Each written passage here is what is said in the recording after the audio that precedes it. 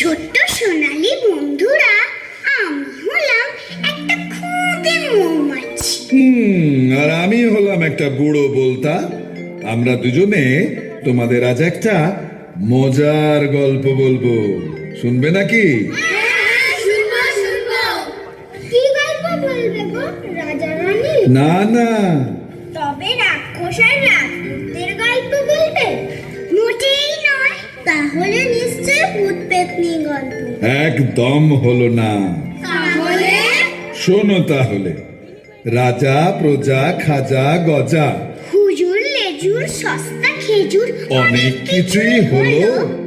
আমির ওমরা হোমরা চোমড়া রাক্ষস খোকস প্রাণ ভোমরা একেবারে চলো। আর ভূত পেতনি দত্তি দানো ও সব গল্প সবাই জানে। তার চেয়ে বরং মিষ্টি পাখি দুষ্টু বেড়াল দানো। নতুন একটা গল্প বলছি, চুপটি করে শোনো। কথা বলো না কখনো। কথা বলো না কখনো। এক দেশে আছে এক গভীর বন। সেখানে থাকে না কোনো মানুষজন, থাকে শুধু ইয়া মস্ত মস্ত সব পশু আর ছোট্ট খাট্ট জীবজন্তু।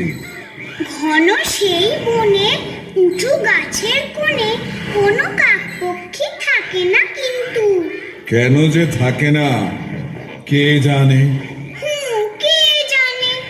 হঠাৎ হলো কি এক সকালে এলো শনশনিয়ে ঝড়। মেঘের ডাকে